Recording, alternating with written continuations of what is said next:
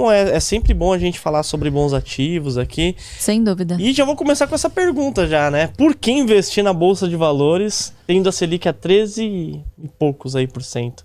Bom, essa é uma pergunta de ouro, né? A verdade é que nem sempre a rentabilidade do mercado vai ser a rentabilidade dos indivíduos, né? O mercado é a somatória de todos os comportamentos, de todos os agentes econômicos, enquanto a rentabilidade dos indivíduos vai depender muito mais do seu próprio comportamento do que do comportamento dos ativos, né? Então, quando você começa a focar naquilo que você controla, que você consegue controlar, que é as suas emoções, e principalmente o preço que você paga, o tempo ele vai te dando a sabedoria necessária para você perceber que quando você investe em ações, você é parceiro, sócio de boas empresas, no longo prazo, a rentabilidade, né, tanto o retorno total, que eu digo, né, tanto em dividendos quanto em valorização do patrimônio, ele é imbatível. Agora, para você ser bem sucedido nessa estratégia, você tem que preencher alguns requisitos que são extremamente importantes. Então, primeiro, ter uma reserva de emergência. Segundo, preferencialmente não ter dívidas. Bom, só aí você já eliminou mais da metade da população brasileira, né? Então, você está falando com um mercado endereçável muito menor. Terceiro, você precisa que essa pessoa tenha o perfil para estar na bolsa. É verdade. Será que ela aguenta grandes volatilidades, né? Você tem também o fator de aportar com constância. Então, dito isso, para nem todo mundo a bolsa funciona, né? E infelizmente ou felizmente, o seu perfil de investidor você só vai descobrir tateando o mercado e experimentando produtos. Você só descobre realmente o seu perfil, se você é conservador ou mais arrojado, fazendo, né? Então, para muitos, uma Selic de 13,75, um produto de renda fixa, já vai bastar. O cara às vezes precisa fazer a reserva de emergência ou fazer qualquer outra reserva para pagar uma dívida. Enfim, tem outros objetivos de vida que não casam nesse momento com a bolsa. E geralmente são essas pessoas que perdem dinheiro com renda variável, porque enxergam o mercado de renda variável, seja a bolsa, os fundos imobiliários, criptos, enfim, mercados de risco, como a última porta da esperança. Eu quero entrar na bolsa ali para fazer uma rendinha extra, né? Como se fosse vender arte na praia. Não é assim que funciona, né? Você precisa de estudo, exige dedicação, paciência, disciplina. Então, é uma estratégia simples, que pode funcionar para todos, mas na prática isso não é uma verdade. Então, para muitos, a renda fixa, ela basta. Né? Uma LC e uma LCA, o cara se sente seguro, confortável. Tá rendendo ali para ele. Tá rendendo ali para ele, né? Ele acha que pelo menos tem essa sensação de que tá rendendo a inflação, né? Quando ele para realmente para fazer a conta, vê que não é bem assim, né? Mas eu acho que a bolsa é mais para quem tem, para aquele perfil de investidor que quer buscar uma rentabilidade de longo prazo e que, de novo, não quer depender da previdência para se sustentar no futuro, né? Depender exclusivamente. Infelizmente, são poucos que têm poder de poupança e de aporte constantes mensais, né? Então, eu acho que essa pergunta é bastante pertinente e aqueles que tomarem a decisão de entrarem na bolsa têm que estar cientes que vocês estão no mercado de excelentes oportunidades e, obviamente, para você ter retornos superiores, você vai correr riscos também superiores ao que você correria na renda fixa. Mas eu vejo como um negócio muito assimétrico. As chances de você se dar bem no longo prazo na bolsa, assim, são coisa de você multiplicar muitas vezes o seu capital, né? Se você for parar para pensar, quando a gente fala de um dividend yield de 6% ao ano, primeiro que essa é uma métrica real.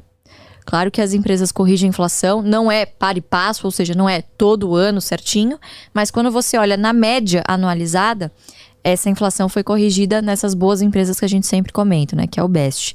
E esse 6% é sempre sobre uma base crescente ao longo do tempo. Então, em determinado momento, quando você olha para a sua posição, a posição que você montou, quanto mais você acumula ações, você tem um indicador que se chama Yield on Cost, que são os dividendos recorrentes que vão caindo em relação ao preço que você pagou. Chega em determinado momento que você já comprou tantas ações e já está aportando há tanto tempo que o seu volume de dividendos, né, o fluxo de dividendos que cai equivalente mensal na sua conta, é maior do que o que você desembolsa. Nossa. E depois chega a ser maior do que toda a posição que você pagou, né? Claro que isso demanda tempo. Então, são poucas pessoas que chegam até essa zona de arrebentação. Mas quem chega não se arrepende, não tenho dúvida nenhuma. É para longo prazo.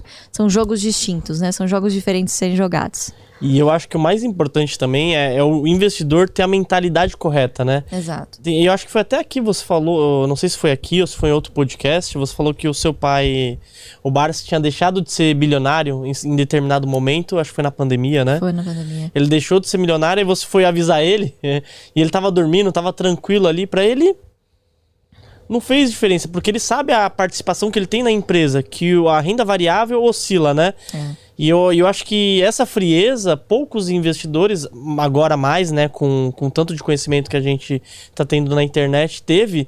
E o seu pai aprendeu isso daí como? Na prática? Como foi? A metodologia Barsi, né? Foi experiência ou ele aprendeu em algum livro, ele pegou? Como surgiu? É a quilometragem rodada também, né? Os cabelos brancos contam muito, né?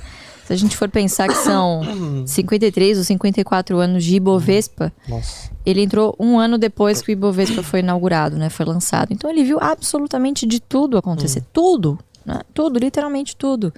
E foram várias as vezes que ele viu o portfólio dele despencar 30, 40, 50%. Talvez não de uma maneira tão vertiginosa, né?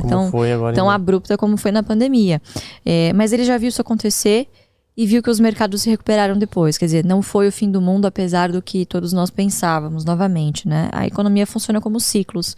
E você não precisa torcer pelas crises porque elas simplesmente acontecem. Você só tem que estar preparado quando ela chegar, né? O que eu acho que também contribui bastante é o fato dele... Não é que ele não liga para patrimônio, tá? Obviamente que você quer ver o seu bolo crescer ao longo do tempo.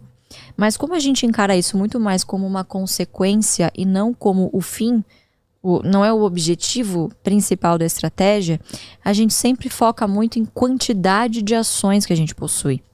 Então a pandemia foi, claro, a gente sabe que foi um período terrível, mas a gente fala sobre investimentos. E para os investimentos foi um momento incrível de aporte, porque você com os mesmos recursos você comprou muito mais ações.